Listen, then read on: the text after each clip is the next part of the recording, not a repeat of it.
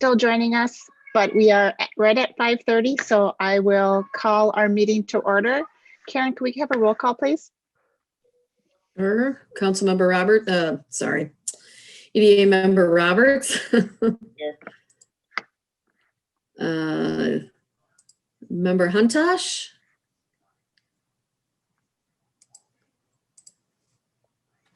Member Husnick. Here. Member Finneman. Here.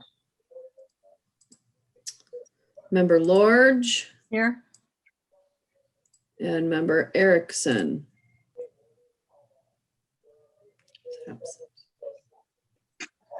And President Bain. Here. Ask everybody to join us for the Pledge of Allegiance. If you'd like to shut off your camera before you do so, you can do that in the bottom left of your Zoom tray. I pledge allegiance to the flag of the United States of America and to the republic for which it stands, one nation, under God, indivisible, with liberty and justice for all.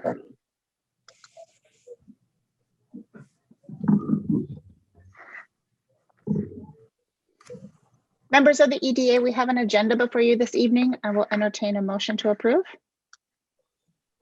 I move we approve the agenda. I'll second. We have a motion from Member Lorge and a second from Member Finneman. Karen, could we have a roll call, please? Member Roberts. Aye. Member Husnick. Aye. Member Finneman. Aye. Member Lorge. Aye. And President Bain.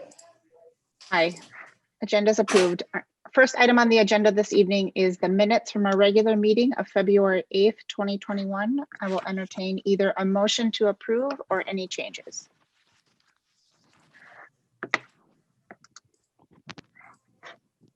Is there a motion? I'll move that we approve the minutes from the regular meeting of February 8th, 2021. I'll second that. Member from Councilmember Husnick, a second from Member Roberts. Karen, could we have a roll call, please?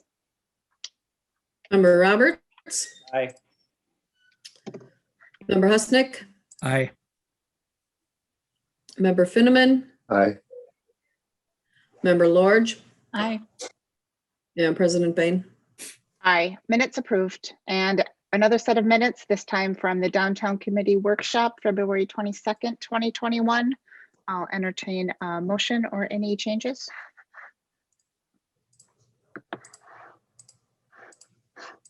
Okay, Mara, I'll motion that we approve the minutes from the Downtown Committee Workshop of February 22nd, 2021. I'll second. A member from Councilmember Husnick, a second from Member Finneman, and Karen, another roll call, please. Member Roberts. Aye. Member Husnick. Aye. Member Finneman. Aye. Member Lorge. Aye. And President Bain. Aye, and minutes are approved. Our next regular agenda item this evening is a review of the 2021 budget update. We do have before you this evening a fairly sizable contract for the Downtown Committee Workshop. And so we just wanted to have a broader context around overall budget, just so there's full transparency to where we are sitting from a budget perspective. And Dan, I'll turn it over to you. Thanks, President, members of the EDA. That's exactly why we had this on the agenda tonight. It's just basically giving everybody the check-in as to where we are with the 2021 budget. In your packet, this is slightly out of sequence, so this is actually on page 12 is where the memo is for the budget update. Again, just want to be here tonight just to give a brief update on the budget. We do have some additional clarity that we now know at the end of Q1 that we did not know at the end of 20 when we were setting this budget up. And just before I pulled a spreadsheet up on the screen, I just want to remind the EDA that the decision was made to spend down the fund balance in 21 versus increase the levy to account for a lot of these one-time expenses that we have on the work plan for 21. So that's why you sort of see a reduction in fund balance here for 21. Let me just do a quick screen share here. Can everybody see the updated spreadsheet? Is that viewable on everybody's screen? Or is it too small? Can you It's just small. increase the size just a little bit? I will do my best here. Let me see. Oh, there we go.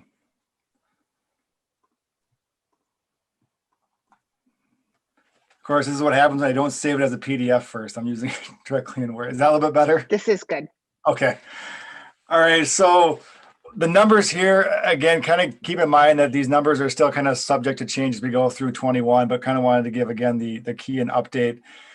So looking at starting in 21, we have an estimated fund balance of $210,000. Again, this is not an audited number, so that number is still subject to some minor changes as we get through our audit here coming up. So we're starting with about $210,000. Looking at our downtown planning expenses, which is on the agenda for tonight, those are coming in at $90,000. That includes both the planner from Hkgi as well as the TAP panel, a technical assistance panel from ULI. That's the market review of our downtown plan. So we want to make sure that we take that out to market to get market feedback before we finalize the plan. So those two expenses are estimated at 90. One thing to note about this one is given that we're starting planning in March, that will potentially run over 2 budget cycles. So there will be some of that tailing into 22, but wanted the full amount represented here on this update. We have the new chamber agreement for the BR&E activities that we signed last year. That comes in at $5,000. The one-time expense, which is the license fee waiver transfer to the general fund, which is the resolution, which is up next on the agenda. That came in at $45,850. These next 3 items here, or excuse me, these next 2 items, there's a little bit of shifting here from what was presented back in the end of 20. Downtown committee, I reduced this amount given the fact that primarily what the downtown committee is going to be involved in is planning activities for the remainder of 20. So that's going to take up, my estimation, a lot of their bandwidth. So I did do a slight reduction in the amount of funds that we would have earmarked for downtown committee activities. The downtown incentive program, I ended up increasing this amount. Typically we go through or give out one incentive program a year. But as of right now, I do have 2 applications on my desk that I'm awaiting some additional information from. I had also heard that there's a potential 3rd coming in. So I wanted to reflect the current market or current numbers of applications that I'm aware of on this. So I did increase that one to 15,000. Trade show marketing and Retraction. Both of those are kind of on hold right now, still in a holding pattern, just kind of seeing where COVID's going to go. But wanted to be aware of the fact that those come back online, in Q3 and 4 this year, excuse me, in second quarter, third and fourth quarter, to be prepared to have those on there. So wanted full disclosure on this budget update. Operating budget stays pretty much the same, 22,000. So looking at total expenses this year, estimated at 201,000. And then we have the revenues that come in. We do have the reimbursements for the CDA grant. So when we expense out based on from the planning activities, we will be able to be reimbursed through Washington County through that grant that we got approved at the beginning of 2020. And then we had the property tax levy amount at $50,000 for the EDA.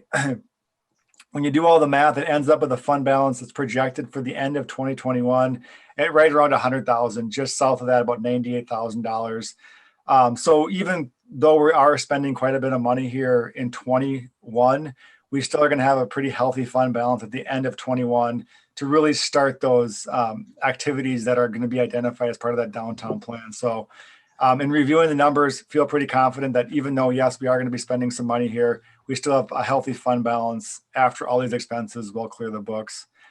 So with that, just wanted to give the EDA an update on the budget, and I'm happy to answer any questions anyone would have based on that update. Any questions for Dan today on the budget? Dan, 2 quick things. Oh, if I can, Blake. Do we have an estimated start time for Retraction? Has there been discussion, or is that still tentative? It's still tentative at this point. Nothing's been formalized. I think we're waiting to hear kind of exactly what COVID restrictions are going to do. But I wanted to at least have that number accounted for. So when they are coming back online, we're not having to kind of scramble, try to find funds or spend those funds elsewhere. Wanted to keep them earmarked for new tracks. And one more question on that spreadsheet, you had property taxes identified for 50,000. Is that the general fund support of the annual general fund support of the EDA? Is that what that is? Correct. Yeah, it's a separate levy item on the taxes that go to the EDA. I interrupted you, Blake. Go ahead. Yeah, so how does this, with the city supposedly getting or potentially a 2.3 million on this additional, the new stimulus package that just came through, how does that factor into any monies that maybe go to the EDA? Is it something that the licensing thing that we did, could that be reimbursed to the EDA if need be, or just kind of curious on that? Yeah, I'm not sure we know the rules around that money yet. It's early from what I've gathered and read. It may be a few months before we actually get some guidance on that one. So we have to wait and see. But is that approximately what the city's planning on? About 2.3 million is what the estimate is at this point. Yeah. Okay. What was that estimate? Approximately $2.3 million. I would, so that is it's a big number because we are so close to that bill just being signed and we are so preliminary and understanding what the impact is to the city. I would encourage us to make this decision tonight, not expecting that. Now that might change, but I think we don't know. And until we know that it's slotted and how those monies are to be determined, I think we're a little preliminary. So I would, there might be some opportunity there, but I would encourage us to feel comfortable that if nothing came in, that we would still be comfortable with the scale and scope of project.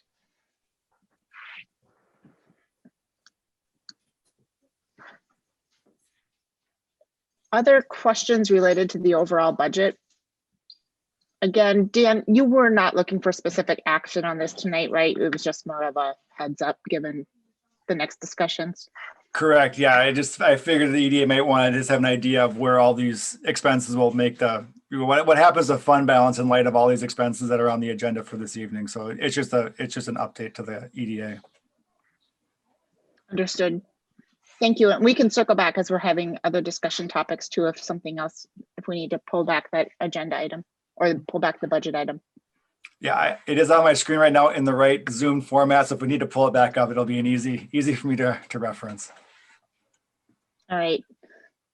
That said, let's move to our next agenda item if we can. Our next agenda item is EDA Resolution 03222101, which is the resolution recommending authorization of fund balance transfers for the EDA for the 2021 business license fee waivers. We've talked about this a couple of times. This is the formal resolution to move those funds. And I'll turn it over to Dan. I do know council has a sister resolution on their agenda this evening to accept the funds. So just one sequence of events this evening. Dan, go ahead. Present members of the EDA, this is more of like as President Bain alluded to, more of a procedural item that's on the agenda tonight. This is actually this resolution actually recommends council make the fund transfer since council would be the one that transfers between the two funds. So this is EDA telling council we recommend that the fund balance transfer take place for the license fee waivers. If you recall, back at the end of 2020, the EDA made the recommendation to the city council to waive certain license fees for the 2021 licensing year. Those particular licenses that were waived were the liquor on sale licenses, the massage therapist license, and the massage location licenses. Those were primarily the industries that were most heavily impacted by the COVID shutdown, the COVID restrictions that were in place. They're also the areas of the city where we actually have licensing, that we can, do something to support those businesses that were impacted by the COVID shutdowns. As part of that original resolution, the EDA agreed to use EDA fund balance to reimburse the general fund for the lost revenues that the general fund would see as a result of waiving the fees for those license types. We estimated that revenue loss would be somewhere in the ballpark of right around $45,000. The actual came in at 45,850. So we're within the estimates that we presented back at the end of 20. The resolution that is before you tonight does recommend to the council the authorization to perform the fund balance transfer from the EDA fund, which is Fund 212, to the general fund. I have included in the packet as well a spreadsheet showing the breakdown of the waive license fees that are attached. It does show what licenses were waived and the amounts that were waived, the amounts that each business got as a result of this fee transfer. Staff is recommending approval of the EDA Resolution 0322-21-01, which recommends to the council the authorization of the fund transfer for the waived business licensing fees for 2021. As President Bain said, the City Council does have on their agenda tonight the resolution, which will then finalize the fund balance transfer, which will move the funds in from the EDA fund to the general fund. If at this point, I'd be happy to answer any questions the EDA may have regarding the license fee waivers or the transfer resolution. Any questions for Dan? While you're thinking about that, I don't know if these emails were ever forwarded on to EDA, and if not, Karen, if you could do so, that'd be great. We did get feedback from 3 different businesses around the time the notices were coming out. Just thank yous to council and the city overall for funding the license waivers. And Karen, I'm not sure if that went to the EDA or not, but if not, if you could forward those, it'd be just good to see. Nice to see some positive response. I would move that we approve the transfer. I'll Motion second. from member Finneman and a second from member Lorge. Any further discussion on this item? Not hearing any. Karen, could we have a roll call, please? Member Roberts, Aye. Member Husnick, Aye. Member Finneman, Aye. Member Lorge, Aye. and President Bain. Aye. Motion approved. Our next item on the agenda this evening is the Hkgi downtown planning proposal. Dan, you want to walk us through this as well? Yep, President, members of the EDA. Tonight on the agenda is the agreement between this EDA and Hkgi for planning purposes for downtown Forest Lake. The agreement that you have in the packet is representative of the feedback that Hkgi got from the EDA and the downtown committee during the previous 3 meetings where we did meet with them, ask them questions of their proposal. This agreement has a cost not to exceed $80,300 total for the downtown planning for Forest Lake. There's also 2 additional optional services that we can enter into if the EDA so desires. The first is the peer community comparative analysis. That one is $9,600. And the second is the catalyst site redevelopment concepts. And that one is $8,700. If you look at the agreement, the EDA does not need to approve the optional services as part of the overall proposal agreement approval. But if at a later date, the EDA decides that these services would be valuable to the project, we can authorize them by submitting a written request to Hkgi.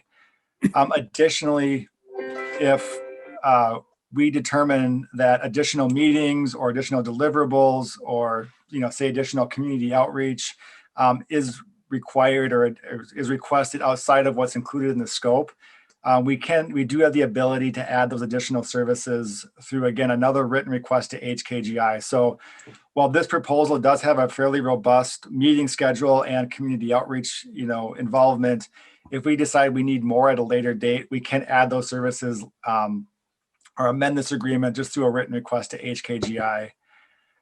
For the deliverables and the timeline, we're looking for the entire length of the planning process is going to be 12 months from start to finish. And you see that outlined in section G. That clock starts once notice that this agreement is approved and is given back to Hkgi. So I would anticipate if it's approved tonight, we're looking at probably an April 1st, sometime in early part of April start time.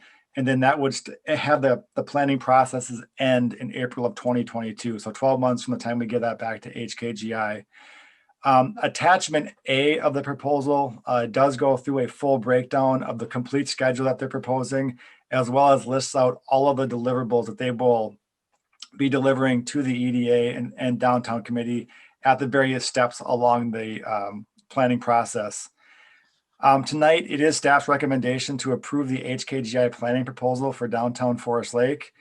And with that, I'd be happy to answer any questions regarding the proposal or just overall next steps for this planning process.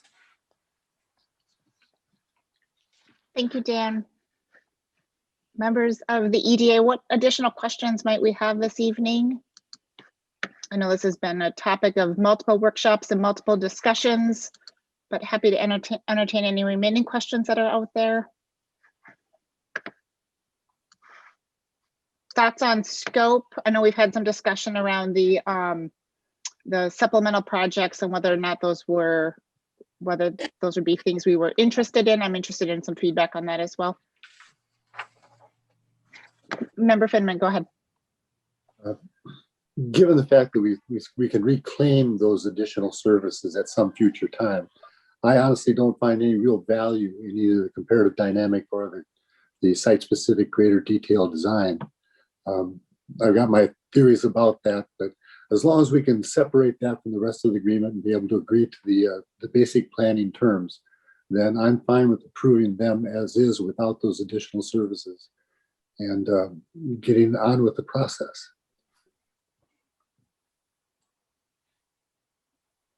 Thank you. Thank you, Mark. Other feedback items? I would agree. I am supportive of the proposal overall and the project overall, excited to get started. I'm interested in learning more about the additional projects. Don't feel that we need to commit to that on day one. We may find ways of accomplishing those through other means. So I'm happy to have them as part of the overall proposal, but don't feel that that would be needed to be part of scope this evening. Any questions, hesitancy? Go ahead, Blake. Yes, I would echo your sentiments and Commissioner Finneman's as well. I missed one of the original meetings. So what then is as far as checking back in, is it through the downtown committee? Is it the EDA, city council, all, or what does that look like going forward? Again, I apologize if I missed that earlier on somewhere. Dan, maybe a good opportunity to pull that slide up because there's a little something for everybody as part of that engagement plan. Yeah, and unfortunately, I don't have the full agreement in front of me, but I can at least, I have a hard copy of it in front of me. I don't have that one digital. I apologize for that. But to Commissioner Roberts' point, there are numerous points along the steps where we'll be engaging with the downtown committee, city council, and various community groups. So for example, the first one, when you organize, kind of kick off the project, that one starts with the downtown committee and other groups that we want to invite into that kickoff meeting. There are a couple in May and near the end of the process, sort of joint sessions between the downtown committee and city council that are planned to really those check-ins to make sure everybody's on the same page as we go out throughout the process. And then I want to say it is on page 26 of the packet. There is at least the timeline that indicates the milestones with communication plans. Yeah, correct. Thanks for that, President Bain. I did not have that one up in front, but I'm looking at it right here in the hard copy. That's it. Yes. And then there's also 3 community workshops that are also envisioned as part of this too. So it's a little bit, they're trying to get as many people involved in the process as possible. And they kind of see that, we may need an additional meeting with the city council. If we determine that, we can always add that later on, like I stated, as part of this is a fairly flexible agreement that we're entering in. We have the ability, this is the bare minimum. We can always add more, a couple meetings if we need to down the road. Go ahead, Mark. Well, I understand those are the basic communication moments that they have to put on a chart and understand, so we can all kind of schedule that idea. I want to really intensify the programming at the start of this whole process. To me, that's the most important part of this. I think there's a real luxury in their fees such that they can tolerate a number of additional meetings, small scale meetings in City Hall or individual meetings. There's a lot of private conversation that needs to go on that I think will make people comfortable actually relaying their theories and their thoughts about how downtown should transfer or modify or change. So I'm unsure about how let's just say an individual such as myself wanted to talk to the planners. Do I go back to the EDA, get approval to visit with the planners? It's not like a legal proposition where every hour we can connect with them, we're going to be charged something. So this is a little more fluid than that. We have a set maximum cost contract. So let's just fill it in with a whole lot of interactions. And would I then, if I wanted to talk to them, go back through the EDA to get approval to speak to them for an hour, 2 hours? And if I wanted to set up a series of meetings with a variety of business people, would I have to do the same thing? Or can I call them directly? Tell me how to move forward. To that point, Commissioner Finneman, I did have a conversation with Bruce, who's the principal planner at HKGI, sort of about what does that interaction look like. And I think to start out, you want to make any requests through staff. So I have to go back to staff to see, because they do have those meetings scheduled in as part of their proposal here. If you look at section 3, interview and focus group summary. So they do have interviews with business leaders, with business owners down there, property owners, et cetera. So that's all part of their plan. In terms of what that actually looked like, in terms of like the specific detail, I'd have to defer to the planner on that in terms of your involvement. But for initially, if you go through staff, we can relay those questions back to HKGI to see, are they going to do it on an hourly basis? Is it baked into the cost of these interviews that they're already doing? Are they using you as a resource, as a conduit to get to some of these, individuals that they may not be able to get to? So there's still a lot of questions. I think it's probably advisable to have HKGI in the room to see what their processes are to make sure that they're getting those people in the room that they need to have in the room. But initially, if you go to staff, we can relay that messaging back and figure out that pathway for you.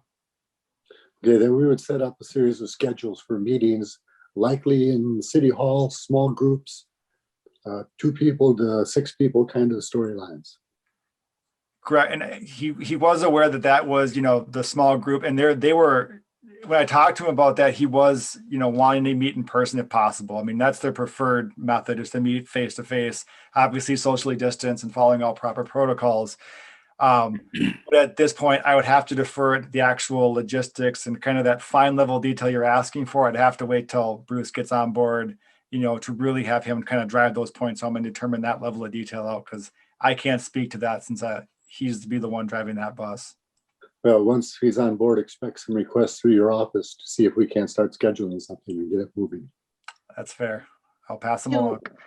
To Mark's point, and just to kind of bring this back to some of the other conversations that were had with the planner, there was a series of conversations with stakeholders that were part of that discussed plan with the planner, and the kind of the overall willingness or the desire for us to have those to be in person.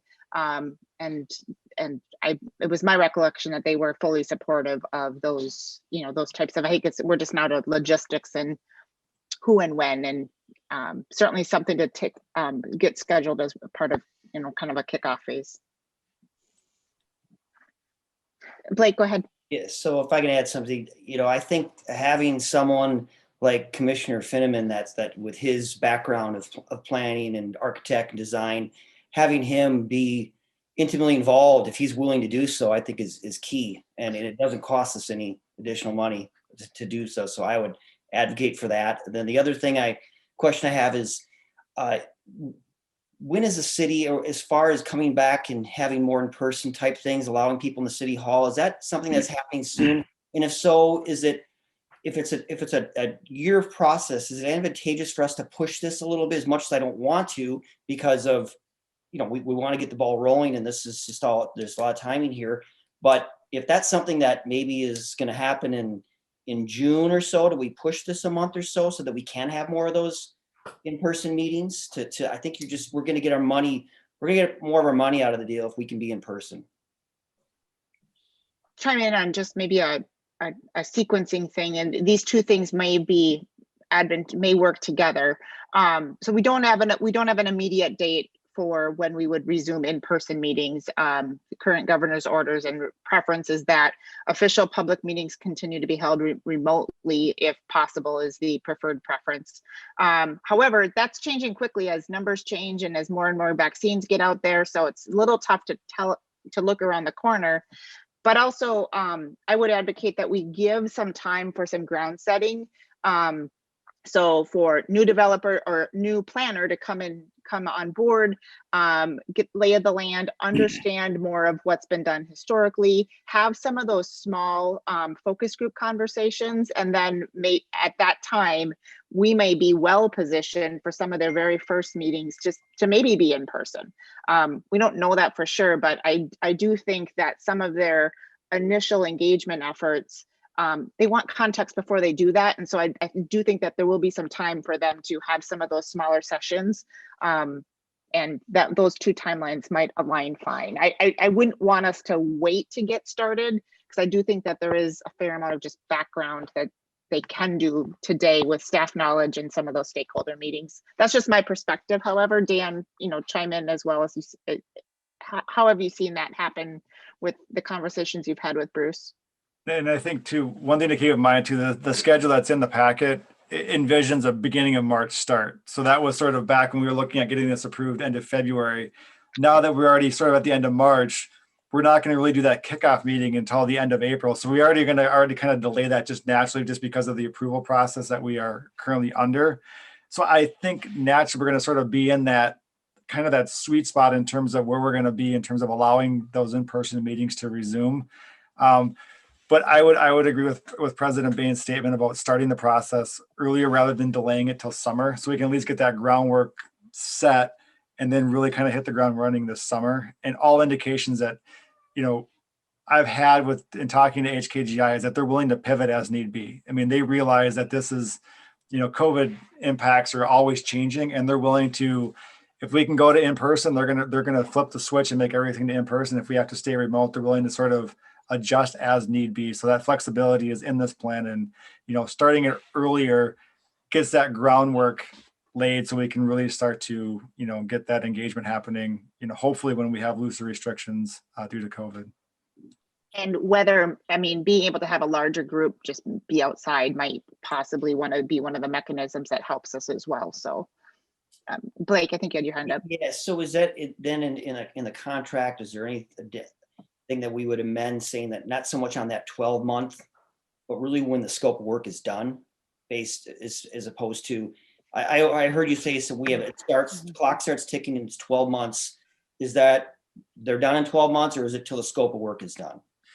They have 12 months to complete the scope of work. So you got the scope of work that's before you. And so instead of having this process draw out for say 18, 24 months, they have a 12-month window with which to complete that scope of work. So it's not like at 12 months, they walk out and say, here's my half done draft of the final plan. They're going to give you a final plan within the 12-month window that they proposed in this agreement. I've got a question. Hi, Jenny. Just to clarify, we probably went through this, but is it up to the planners then to be in constant touch with Ryan about the infrastructure and the effects with the parking lot and the watershed, and keeping that in mind when we go out and ask people what they want to see here? We have to know what we can actually handle right here, correct? Correct. And they are aware that we are doing studies, that we have completed studies, and they will have access to all of that prior information as well as what studies are currently being done. So they'll be well aware of the grounding and the reality of their plan, and they won't just be able to pull, whatever they think may look nice. It has to have a basis in reality. They've been told that since I first started talking to them, that we are completing these studies to make sure that their plan exists within the confines of what is feasible downtown. And that's also the reason why we're doing the market study as well. So when we bring this to the market, to make sure that the market would be willing to bear this out in the future as well. So again, we're trying to ground this plan on many different principles. First is infrastructure, and then also the market as well. Okay, thanks. Ryan, go ahead. Just one quick comment on that. So the studies are based on your future land use map that you guys approved and adopted in your 2040 comp plan. which is a significant change from your current land use plan. If something's proposed over and beyond that, that's not accounted for. But if you did that, that's again a whole nother leap forward than what's already been accounted for in the 2040 comp plan future land use map.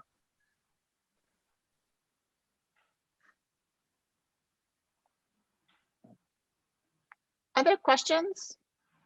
Otherwise, anyone ready to make a motion? Mark, go ahead. I would move that we approve the contract with the initial group that I can't come up with, HKGI. not incorporating the 2 additional service items at this point in time.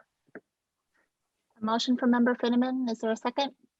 I'll second it, Maura. A second from Councilmember Husnick. Any further discussion on this item? Hearing none. Karen, could we have a roll call, please? Member Roberts, Aye. member Husnick, Aye. member Finneman, Aye. member Erickson. Sorry, member Lord, Aye. and President Bain. Aye. Motion's approved. Next item this evening is the BR&E report update. Dan, you want to give us an update? I have a presentation. Hopefully I get my screen share to work this time. Can everybody see the presentation? Mhm. President, members of the EDA, so I just wanted to give everybody just an update on where we are with the BR&E survey, and also review some of that initial data that came in tonight, and then also kind of outline some of the next steps in the process. So this is more of a check-in. No official action is needed tonight on this. This is more for EDA awareness of activities related to BR&E in the city. If you recall, we really worked on this starting in about the summer of last year. Kind of started scoping out what does a business retention and expansion project look like in the city of Forest Lake. Launched it in Q3, and then really did a lot of the groundwork, the survey work in Q4 of last year.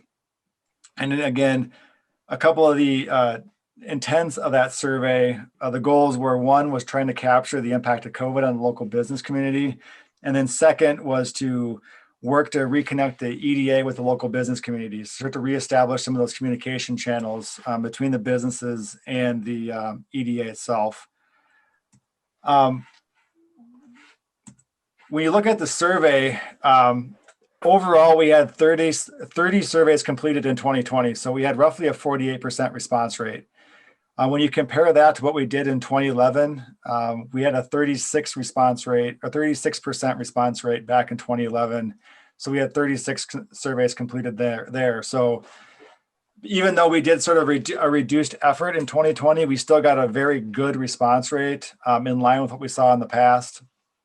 And I think when you go through the results, our survey results do a good job of sort of capturing that snapshot in time of what COVID did, what the impacts of COVID were on the local business community. One thing I do want to stress as we go through this data is it's best to view this data as anecdotal evidence. It's not that this evidence or this data is bad. I just say that because a lot of this data in here would not stand up to like a statistical analysis or trying to model this data moving forward. There's just not enough data there, enough data points to really model off of this. So it kind of falls in that anecdotal evidence. However, I still think it's very valuable evidence or very valuable data for the EDA to have. A couple of the highlights in the survey. On the business side, most of the respondents were in that 0 to 5 full-time employee category. A surprising result that I saw out of this was that the majority of the businesses surveyed did not reduce their workforce due to COVID. So they were able to maintain workforce levels sort of throughout the pandemic. Their operating status at the time they were surveyed, all of the businesses that we surveyed were either fully reopened or partially reopened. So they weren't in a shutdown state when we completed the surveys. The outlook, most of those businesses that we did survey were mostly optimistic about the future. And I'll go into that a little bit further on when I bring up the slide on that specific question. But again, A lot of optimism still exists in our local business community. The number one challenge that the businesses saw was employee attraction and retention. This tracks hand in hand with what we see more at a regional, state, and national level. So that's kind of the number one issue a lot of businesses are facing, and that is reflective in our local business community as well. And lastly, when you look at the variety of sectors that we surveyed, we did have a wide reach within our survey work. So we did hit a nice wide variety of businesses in our survey. I'll start this out starting on question number 3 of the survey. The reason being is that question number 1 and question number 2 contain a lot of identifiable information, and I wanted to try to keep this survey results as anonymous as possible. So question number 1 and number 2, I didn't forget about them. I just did not include them in the results because I wanted to keep it as anonymous as possible. So we look at question number 3, how many employees work at this location? Here you see the majority are in that 0 to 5 or 6 to 10 category. So you're still seeing we hit primarily the smaller employers within the city of Forest Lake and got all that information from those smaller employers here within the city. This is again reflective in the part-time numbers. The majority answered they're in the 0 to 5 category for part-time employees as well. Here, out of the 28 businesses that answered this question, we had 19 did not change their business count as a result of COVID. So again, the majority that were surveyed did not have a significant employee count due to COVID-19. There were 9 that did. So a third of the businesses surveyed did have an impact and did have to reduce their or change their employee count due to COVID. But the good news is the majority of those surveyed did not have that impact. Now, this is where I will own this mistake. When I set this question up in the survey, I had hoped to set it up as a number answer versus a text answer, but unfortunately, question number 6, which, trying to quantify what that workforce change was, it went in as a text answer. So unfortunately, instead of having a nice graph that shows the actual number of gains and losses across the workforce, I got a bunch of text answers.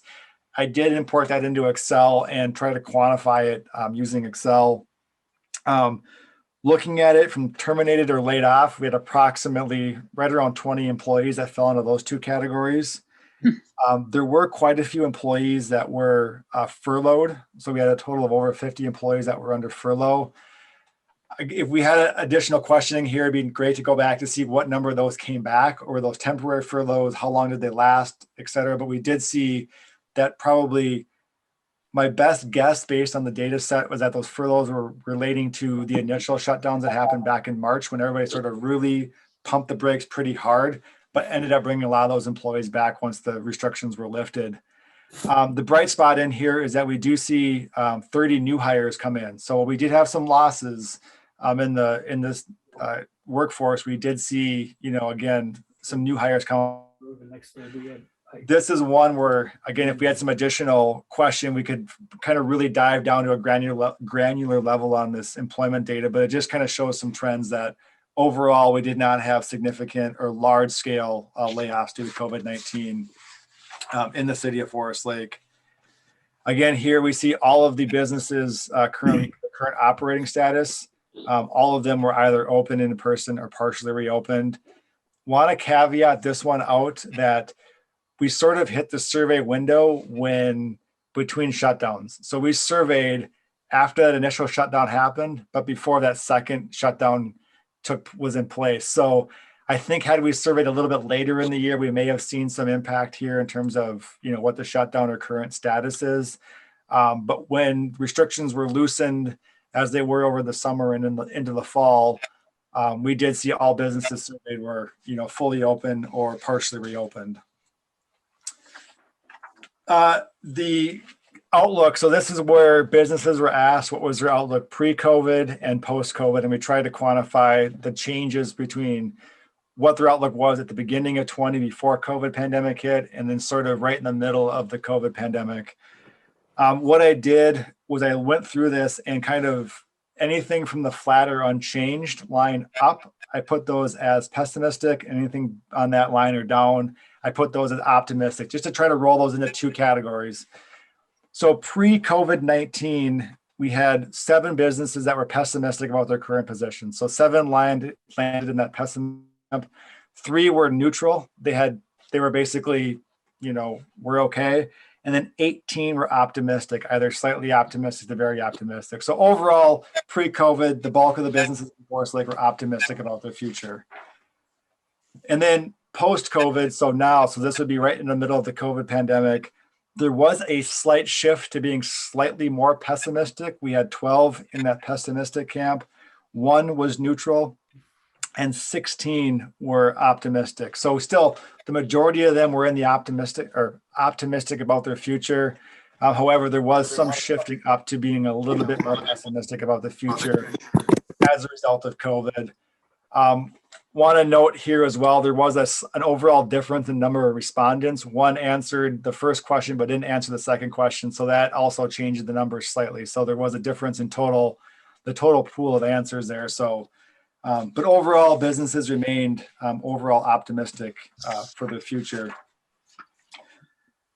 Question number 10. This is the current challenges that the business are experiencing. Based on current conditions. Here again, this is where we see the employee attraction and retention as the #1 issue that businesses are seeing. The bulk of them selected that answer. And then when they also were given the opportunity to answer there were 2 in the other category as well that would fall into this employee attraction and retention camp. So far and away, that is the #1 issue that employers are facing here in the city of Forest Lake, which again tracks well with what we see on more of a national and regional level as well. These last 3 questions are more, I call them sort of the open-ended questions. We got a lot of potpourri answers here, but when you start looking at the individual responses, you can really glean a lot of insight into terms of where businesses are. Question number 11 was, how can the city or EDA help your business grow and expand? And I apologize in advance. I know that is not going to be readable on your screen just because it's barely readable on my screen. But overall here, just a couple of themes. We had a lot of businesses ask for a continuation of the Buy Local campaign to support buying local, to raise awareness to keep money within the community. Also, a handful of businesses basically said, just stay out of my way, let me do my business, and don't put regulations in place. So there was that was another theme that came out of it. But these last 3 questions, like I said, were more designed just to get some of that kind of candid feedback that we wanted from the business community, which we did end up getting in these 3 questions.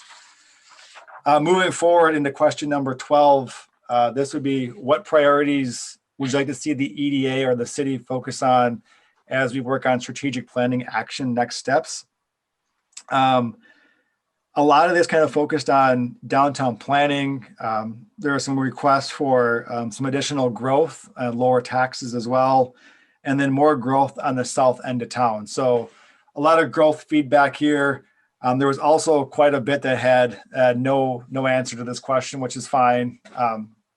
But those that did had some questions surrounding growth and taxes. Question number 13, do you have any other comments, questions, or concerns? Here again, kind of a potpourri of answers. But one kind of thread that jumped out at me was the request from the business owners for improvements to communication. I think they wanted more direct communications from the city to them, which we're working on establishing those channels. But that was one of the threads that came out of this last question was, just improve communications between the city and them. So next steps, what's included in the packet is that summary level data that I just went through. So every member of the EDA should have the summary data that I presented this evening. This data will then, I'll roll this up and develop a final report that'll be drafted and submitted to the EDA. The format of this report will look very similar to what the last one did, where they went through and identified some of the issues that were laid out or found out or identified in the survey, and then also develop sort of some action steps to help mitigate or help address those issues or needs that were identified in the survey. The plus side here, what I see overall first impressions of the data set is that our work plan is pretty well aligned with what kind of came out of the survey. You know, when looking at, they want some additional downtown planning that came up in a couple of the answers. You know, we are addressing that. Communications we're working on. So I'd see a lot of the requests that came out of this survey to really we're already kind of working on that in some way, shape, or form. But that final report will be drafted and submitted back to the EDA for review and final adoption. So we will memorialize this data in a larger report that will be then placed into the record. So with that, happy to answer any questions the EDA may have regarding the current status of the BR&E report. Thank you, Dan. That was very thorough. What questions do we have of Dan? Thoughts on either feedback, next steps, other items?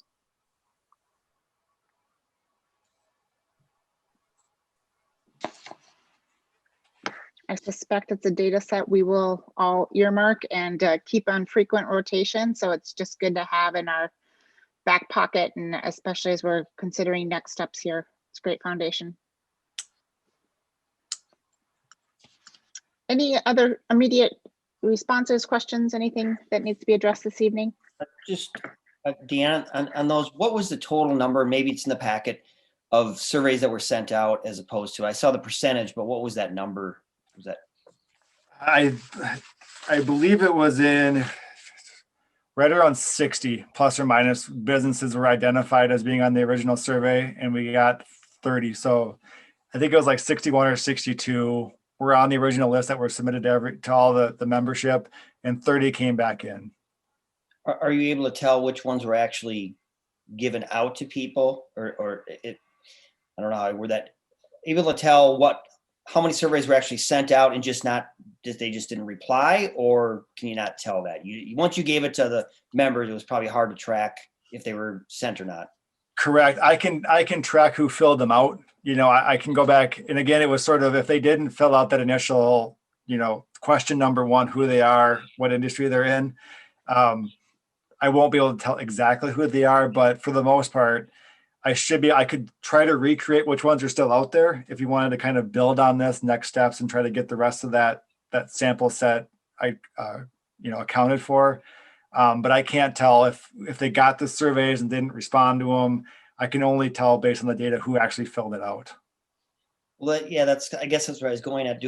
For next steps, do we want to try to, if we maybe hit them at the wrong time, do we want to try to send it back out or get more feedback, or is everyone comfortable with what we've gotten? I don't know if anyone has any thoughts on that. I think there's always value in a more complete data set. That said, I feel like there are areas of consensus.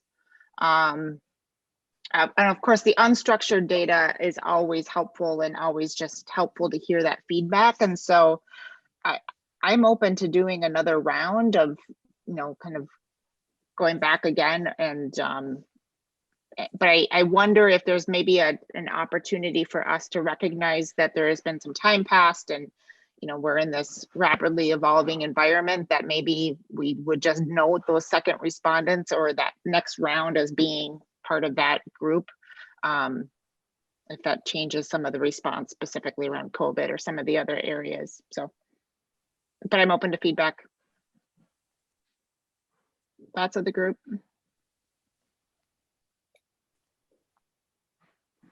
I Mark, go suppose ahead. it would be interesting, certainly, to we only got the 50% response, to see who those 50% didn't respond or weren't contacted would be. If nothing else, just to understand the type of business that they were. Some businesses weren't really terribly interested in talking, and others were. It'd be kind of a curiosity on my part to see if we couldn't at least know what businesses were on our agenda but were not achieved.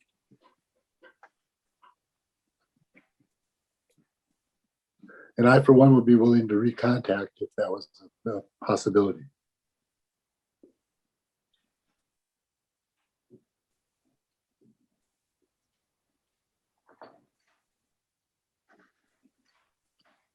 Yeah, I Is didn't bring it up. I didn't bring it up as that we needed to. I just was wondering what everyone else thought. I think it's good. That's great feedback. It's great to hear the thoughts of more communication between the city and businesses. It's maybe that is a good sample set, but I was just curious. I think either way, Danny did a great job of getting those questions, getting that out, and it's just good to get that. And maybe that's something we do once a year with just another group or something, or however what the future, with this holds.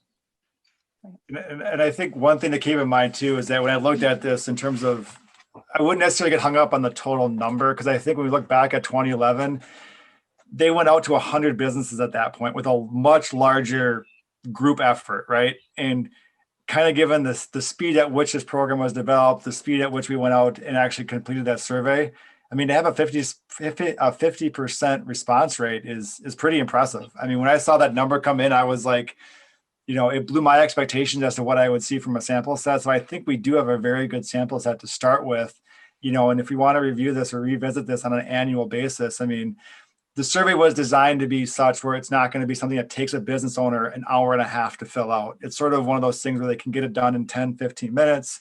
And we can kind of continually modify, what those questions are. We may not have as big of a COVID impact in, say, 22 as we would have in 20. So we can change those questions slightly and still, get good data. But overall, this first round of surveys, from my perspective, I mean, we have a very good sample set and a very, very good response rate based on the fact that we went on a smaller overall scale compared to what we did in 2011. Would it be difficult, Dan, to the 30 businesses that did not respond or weren't approached in one form or another, to just get some kind of feedback? Is it difficult for you to say there was 5 small service entities, there were 3 corporations? Is there a way to understand a little bit about who wasn't participating? I'm still curious because our downtown participation in the downtown committee isn't really represented by many people that are actively there or online. And it's such a low percentage that I've become concerned that we're not reaching people well. So I would be interested in that if that doesn't put you through a real grind. No, I should be able to go back through the original list, check off the ones that were done, and then sort of segment out or put those in buckets based on, like you said, kind of industry sector or, size, et cetera, and see where the gaps are, if there are already gaps that show up, so I can definitely, it won't be that hard for me to go back to the spreadsheet and just, kind of do some retooling there. It won't be a big issue. I would appreciate that. That's great feedback. Any other questions on BRNE follow-ups? Not seeing any, and recognition of our time here. We will move on to the Washington County update. Chris Eng, thank you for being here tonight. Welcome.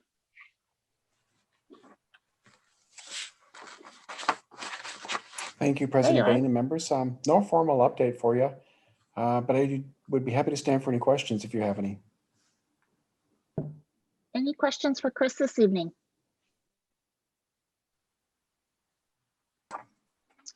Seeing none. We don't have Nan here for a chamber update either. And just open it up for broader city updates. Deanna, Patrick, Ryan, any city specific updates we would like to share with the EDA this evening? Yeah, I have one. We are considering and probably will put into place similar loosening of the outdoor dining rules for the rest of this year through September, as we did last year, to try to make those businesses have a little bit more room and space. We're doing that because we really don't know what the limits are going to be or when they're going to end. So we thought we would do the same thing as we did last year. And all the businesses have to do is fill out a simple application like they did last time, and we can get those approved without a lot of fanfare.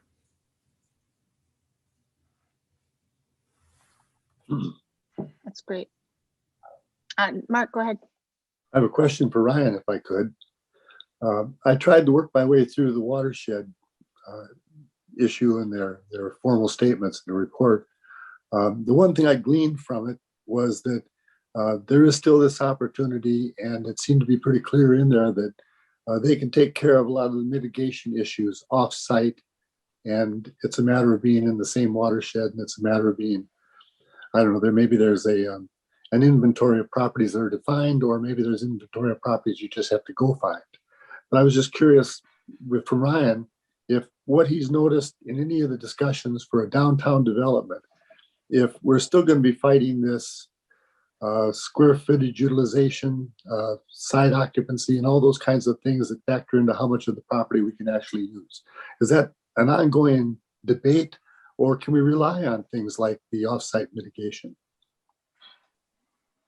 Just to answer your questions, we are working with the watershed to identify off-site opportunities, but we also want to be conscious of those opportunities and locations, how they might relate to future projects 10 years, 20 years, 30 years from now. Sure. We don't want to, identify a location and then all of a sudden when we have a street project, we need to utilize that space, whether it's for a public project or a private project. And, that makes things more difficult for future projects too. So we're going through some separate meetings and identifying those spots, cost estimating, and then we also want to get basically public works approval and city administration approval too before we make anything public or final in that report. The unique thing about our downtown is we're pretty well locked with the lake on one side and trunk highway down the middle and an old railroad authority that's, has the Hardwood Creek Trail. So, the corridors are very tight and the topography isn't all in our favor as well. So if everything drained, from Highway 61 to the west and had ample opportunity to do something, down that way, that would certainly help things a lot and make things easier. But we had such small drainage areas that are, in the area that we're working in such a small area that we're going to want to identify those locations to meet stormwater requirements offsite in a different location within the same watershed, because we want to maintain the character that's been talked about and, the desire that your group, other committee groups, council groups, public surveys want the downtown to continue as what we have today and extend that, further north and south,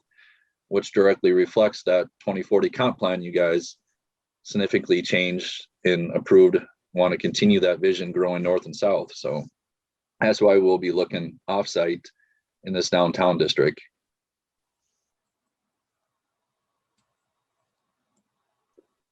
Ryan, when you think of the planning effort that's going to take place, I don't know if it's going to pace with your decisions with everyone else about these offsite areas, but you can see that there will be a restriction on what the planners can consider in terms of how dense, how packed, how much can happen downtown.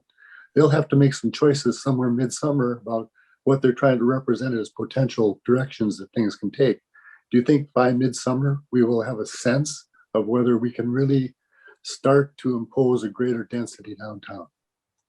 We're moving forward with the assumption your density is moving forward with the zero setback that's allowed in your downtown area. Therefore, we take the square footage of what's out there today, and that's what we're trying to find the offsite mitigation for. So that should not affect any decisions that are going to be made upon with your planner, other than probably parking. I mean, well, there's also through that scenario. Are you willing to trade building square footage for parking? Or are they going to propose something with a parking ramp, underground parking of redevelopment? But as far as watershed, all 100% square footage within the downtown block area, we're looking to mitigate offsite. So does that translate vertically? I mean, it doesn't matter vertically. It only matters horizontally. Okay, good. That's what I'm after. But you're governed vertically by your city ordinance and development code.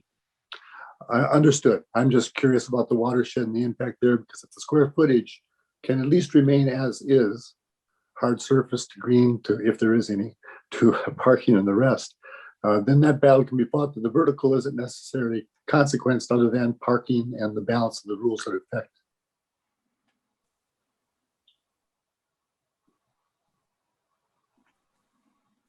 Are there questions this evening? Otherwise, we are at the end of our planned agenda, and I would entertain a motion to adjourn. Can I, Mark, can I just ask another question? It goes back to the question earlier about meeting in person and that, and I know what the governor is saying, and they just announced today that they're going to allow 3,000 people into Wild and Timberwolf games. You can be at Target Field at 10,000. Is that city by city, or is that just a state order? Going through the process through this, I think the Zoom thing has worked out well. The city's done a really nice job, as cumbersome as it is at times, with making this happen. But going through the planning commission process that I went through and working through some right now, not having that face-to-face contact, just it is different. And if we're talking about bigger developers and opportunities where people want to meet, and some cities are allowing that and we are not, I just want to make sure that we're doing what maybe the majority of the cities are doing, or similar sized cities, and maybe we are, I don't know. So I just asked that question and would hope that we could try to get back in person as soon as possible.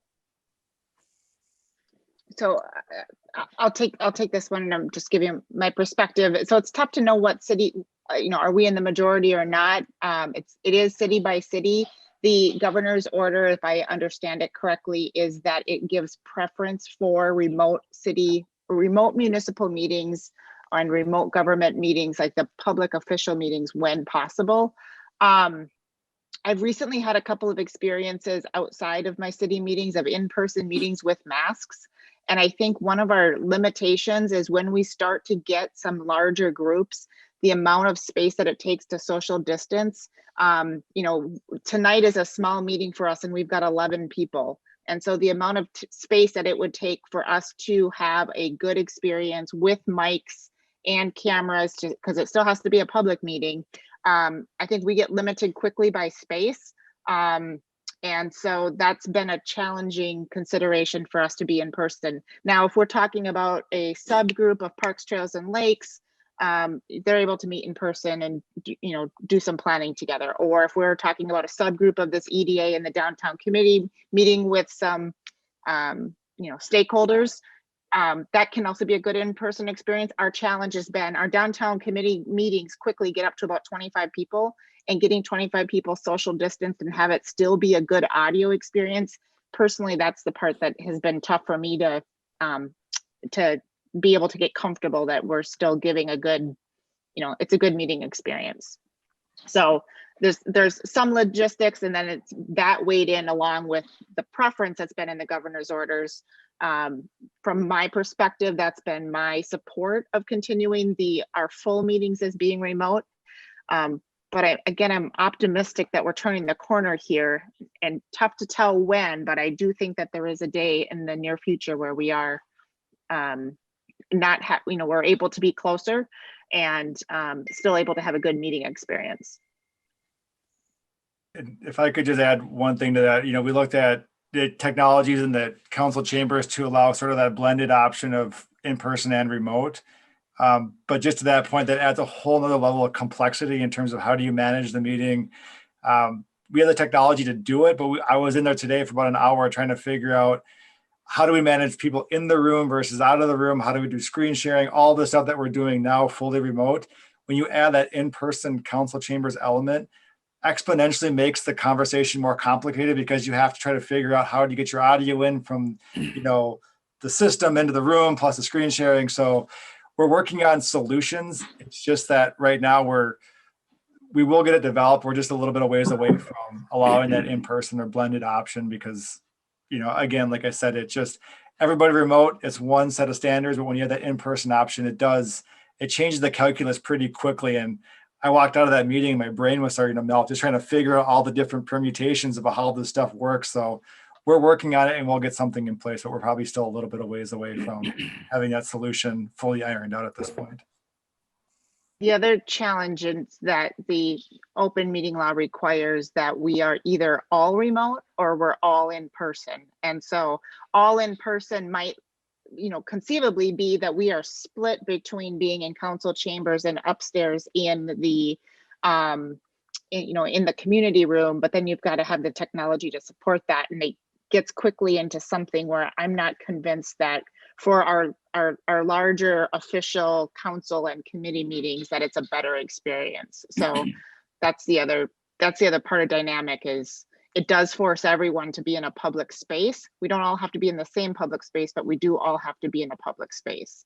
And that also is challenging. So small groups, less than quorum, working groups, able to accommodate some face-to-face, because I agree with you, it's better.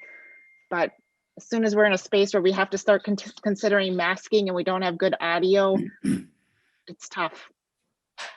Yeah, and I understand. So I think more of my point on it, since it's EDA related, just we meeting with developers and that, and having those one-on-ones. I have one on Wednesday with Donovan, and so we're remote and we're going to be together, but he's in another room, so just I think that's something that's the sooner that could happen might just help. But and that feedback is good for us to hear and good for us to bring back to staff of, we should be accommodating in person when we can safely. And yes, that is good feedback. Again, you guys have done a great job of making this work. I can't imagine, when you talk about Dan, your head ready to explode on something. I can't imagine the scenarios and things that you guys and Karen and everyone's gone through. So I appreciate that for sure. Good question though, and let's get back in person as soon as we can, because it is better. All right, with that, entertain a motion to adjourn. I move we adjourn. Well, Member second. Lorge, and a second from Member Roberts. Karen, could we have a roll call, please?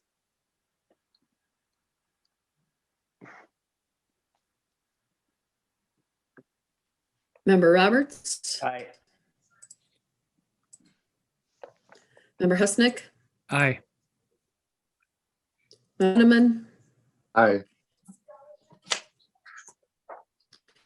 Member Lorge, Aye. and President Bain. Aye, and we are adjourned. Thank you, everybody. Have a good evening. Guys.